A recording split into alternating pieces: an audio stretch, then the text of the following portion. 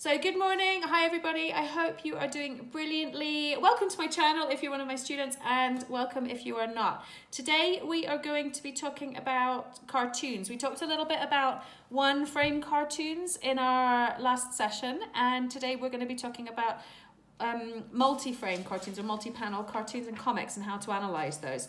So the first thing I need you guys to do, I'm going to hold up a picture. Grab a pen and a piece of paper, or you can use your computers, that's fine as well. And I'm going to hold up a picture, and I want you just to spend 1 minute and just write down some adjectives that you think describe it. Okay? There we go.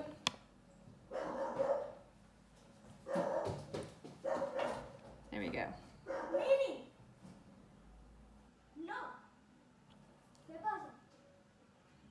Is everyone with me?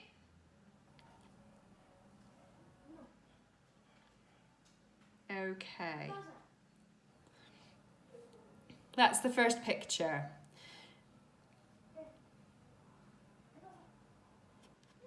Okay, cool. All right, now that is done. You should have a good few words that show that picture. Okay, next one is this one.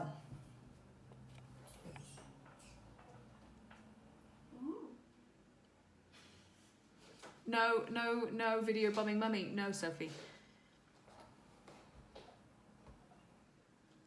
That's a lion. Yeah. Is it not for kids?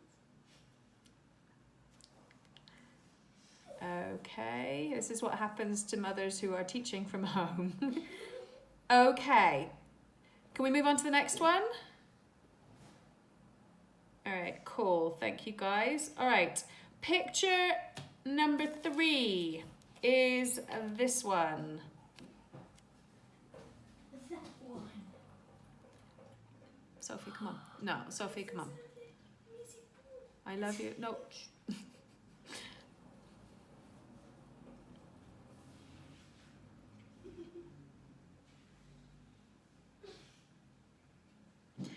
And the last one is this one.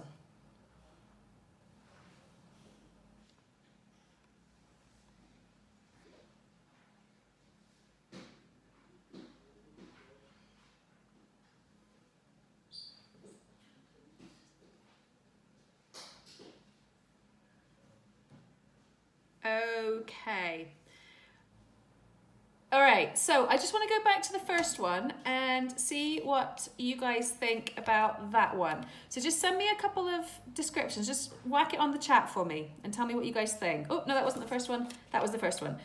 Whack it on the chat and tell me what you guys think. How would you describe that?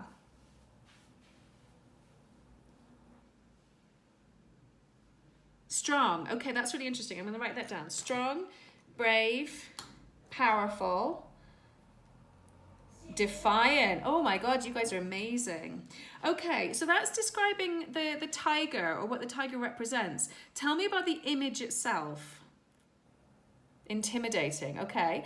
What about that image sends that message of power, of defiance, of intimidation? What is it? Okay, what do you mean focus? Tell me about the image. Hi, Alejandro. Okay, tell me, Maria Paula, what do you mean the position?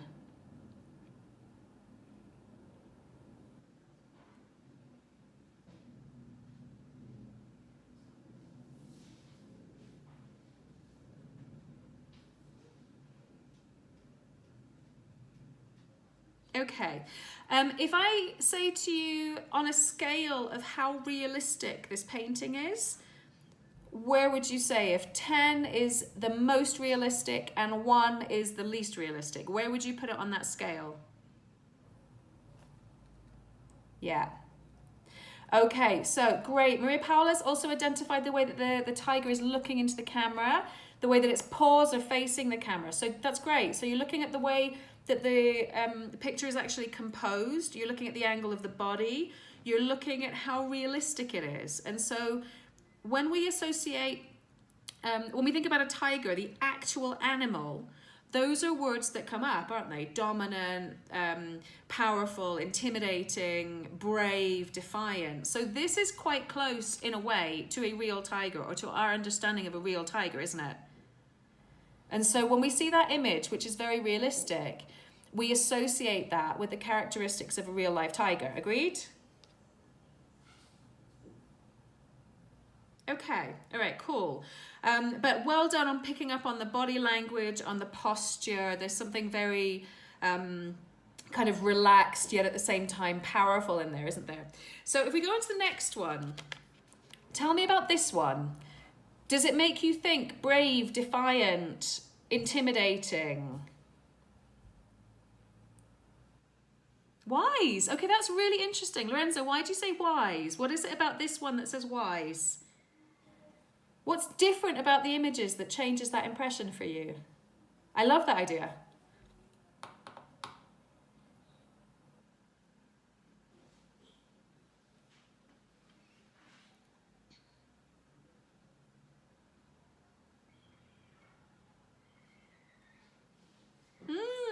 Okay. All right. So this is getting a bit harder, isn't it? If I ask the same question, on a scale of realism from 1 to 10, where would you put this? Yes, Maria, tell me about that. You've just said that it looks traditional. Lorenzo, you picked up on the colour and the expression. What is it about those things that send you the message of wisdom or being traditional? What exactly is different between these two? This one is more realistic. This one is moving towards sort of more representation, isn't it? But what is it about the colour here? How would you describe that sort of yellow colour, that off-white?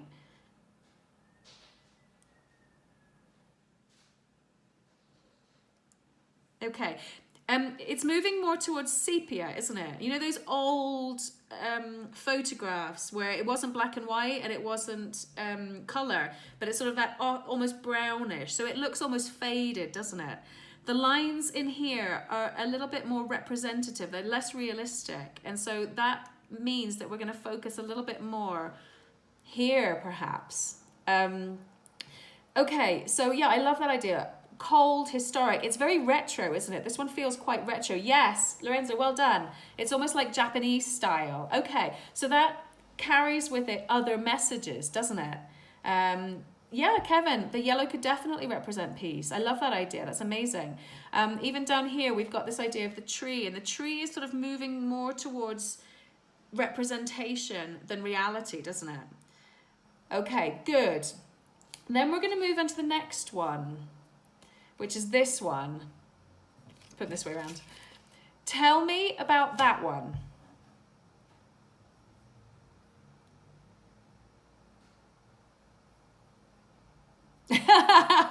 Okay, silly. Okay, Pao, qualify that please. Why silly? It is cartoony, so we're definitely moving more towards the cartoon, Kevin. Well done. But Pao, why do you think it's silly? What's silly about this? What's different? He looks lost. Okay, so definitely there's some, big word coming, there is some anthropomorphism here. We are giving an animal human actions, human characteristics. Now, we could not do that with this. We could not have this tiger standing up and using a human posture. So we've got this human posture, don't we? And this human expression on the face and this human body language, but in a tiger. And so yes, it's standing on its feet, Kevin, well done. Yeah, Cami. When you say simple, what we're trying to say, I think, is that the lines are simpler, aren't they? They're less complex. And what that means is that this is more of a representation. We are moving away from realistic representation or realistic images into representative images, which signal to us, we know, because of TOK shared knowledge, we know that this is supposed to be a tiger, but we also know that it's actually not. Even the proportions of the body are not realistic. Yeah, personification, that's something a little bit different, but yes, what you're saying is that this is moving more towards attributing human actions and human feelings and human thoughts and human expressions and human reactions to something that is not human. And in order to do that, we have to move further away from the realistic representation. Yeah, you following? Everybody with me? So Pal, you're absolutely right that he does look lost, but it would be very difficult to paint a picture like this of this tiger looking lost. It would be silly, wouldn't it?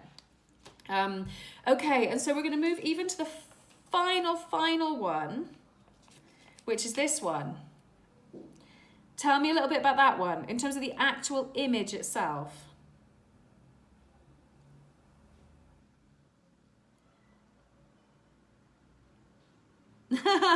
Yeah, definitely cute.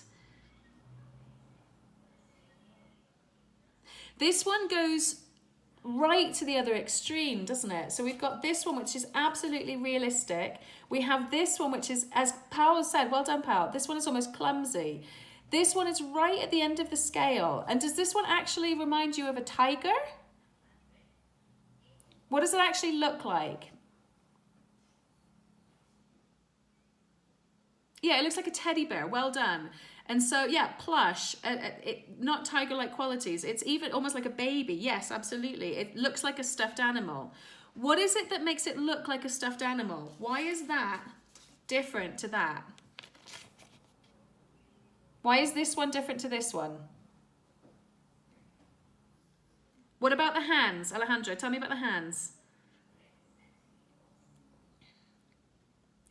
Because they're both cartoons, aren't they? They're round. Okay, so we're moving even further and further and further into this idea of iconic representation.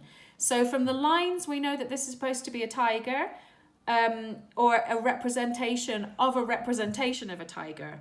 It looks lifeless because it's got no hands or definition to its feet. So this has less definition than this does. And so because this has a bit more definition, we can give it slightly more human qualities.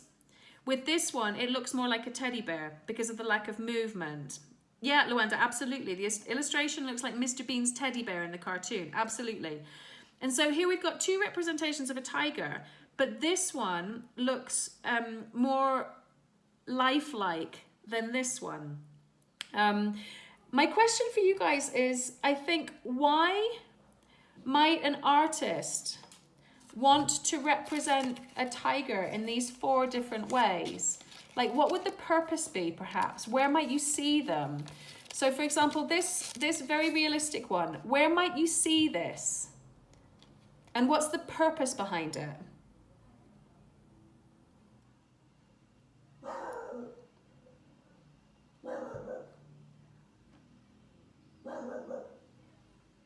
Somebody, anybody. What's the purpose behind this? Where might you see it? It's not a trick question, I promise. Google, okay, if you put the word tiger in, National Geographic, good, yeah. It's so realistic, isn't it? In a museum, it could be a painting, it could be a section of a painting, brilliant, exactly. And a zoo, yeah, I mean an old house, so it looks kind of very sort of old-fashioned in terms of art, doesn't it? This sort of realism is quite representative of older art, I suppose. Or, I mean, there are still new artists that are very, very realistic, and they actually paint as if it's a photograph, which is really interesting. I don't know much about that, but maybe talk to the art teacher about it, talk to Camilla. So that's really interesting, this idea of why might somebody want to represent on that level of realism. Okay, what about this one? You guys mentioned it might be Japanese, it might be retro. Where might you see that? It's quite stylized, isn't it? It's a stylized image. Yeah, I love that, Kevin. Propaganda or a poster, definitely.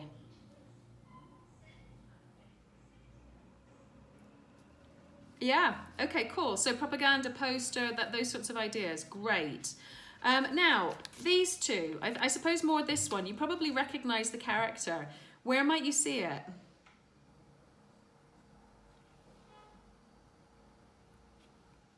Comic strip cartoons, yeah. There is something about this that, yeah, well done, Kevin, it's Calvin and Hobbes. There's something about this, the fact that it's in that beautiful point between that and that makes it perfect for representation in cartoons, because there's enough detail to show that there's life and that he can be given sort of interactions, but he's not so realistic that it would be stupid to have him interacting or speaking. And so it seems quite normal that this representation of a tiger could actually speak and could actually interact with human beings, couldn't it? That doesn't seem very, very strange. And it doesn't seem strange because it is so different to that, right? Okay, good. Well done, you guys. That was a really good way to start. Now, what we're thinking about is cartoons, comics, how images work and how visual language and written language operates in the same space. So if you are one of my students, you will have the handout on your Google Classroom, okay? I'll put the link anyway in the YouTube video for people who aren't here, but I just want to make sure that you guys have got this. So on your handout, there is a cartoon of Calvin and Hobbes, right? When we're talking about cartoons, there's a whole range of things that we're going to have to analyze, particularly if they're multi-panel cartoons. So obviously that's the first thing that we have to think about. How many panels does it have? How is it divided up? So when we're analyzing, we're going to think about particular things that are very, very typical of multi-frame, multi-panel cartoons. The first thing is speech bubbles. What are the shape, size of the speech bubbles, and how is the written language inside the speech bubbles constructed? And also divided. Is the language inside the speech bubbles contained only in the speech bubble, or is it split between speech bubbles across panels? And what's the effect of that? Does it make it funny? Does it make it tense? Does it make it, is it a punchline? Is it the final panel giving the final information? How many speech bubbles are there inside each panel? Is there dialogue? Is there sort of a narrative description in, I suppose it's not called a speech bubble, but inside the box, the sort of narrative box? How is the space divided between the panels? And this is called the gutter. So the gutter is the spaces in between the panels. Is this black? Is this white? Is it colored? What's the impact of that? Sometimes if the gutter is black, it can give it quite a retro feel, kind of a really sort of Marvel comic book feel. Are the panels themselves shaped as squares? Are they shaped differently? And why is that? What's the impact of that? How is blank space used actually inside the individual panels themselves? And does that create humor? Does it create tension? Does it create is it there to create a specific point or send a specific message, which can be satirical as well, can be critical? So it doesn't always have to be funny, ha ha. There's often some satire, some criticism inside comics as well. How are symbols used? So in the same way that this is kind of symbolic of a teddy bear tiger, how are other symbols used? For example, in the one that we're going to be looking at, there's a gun, but obviously it's not a detailed gun. It is a representation of a toy gun. How do we know it's a toy gun? Not a real gun, or a representation of a real gun. And so it's quite interesting, this idea of, it's quite sort of postmodern, isn't it? Having a picture of a picture. How is that represented clearly?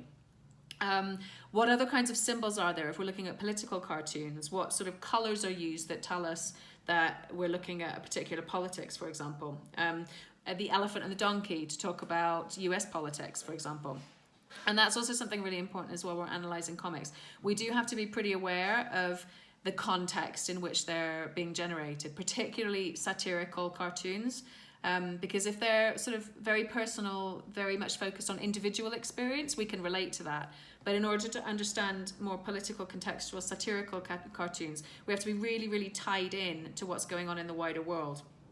All right, so we're thinking about message, purpose of the cartoon. Why has it been drawn? Why has it been written? And who's it aimed at? And those choices that have been made about the visual language and the written language, how do they drive that message home? How do we understand that? So in the same way that when we looked at that, and there are things in this message that tell us it might be retro, it has a sort of stylized, almost Japanese feel to it, Why? What exactly is it about the language of this image that tells us those things? What is it exactly about the language of this image that tells us that this is a representation of a tiger teddy bear and not a representation actually of a tiger? What is it about this image that tells us that this is a tiger and this is a tiger that can talk? Okay. Yeah, good. These are great, Alejandro. Thank you. Cultural knowledge. Yeah, this is our shared cultural knowledge, isn't it? These are conventions of comics, and we're kind of aware of this. We may not know how aware we are, but we are aware. And if we can say,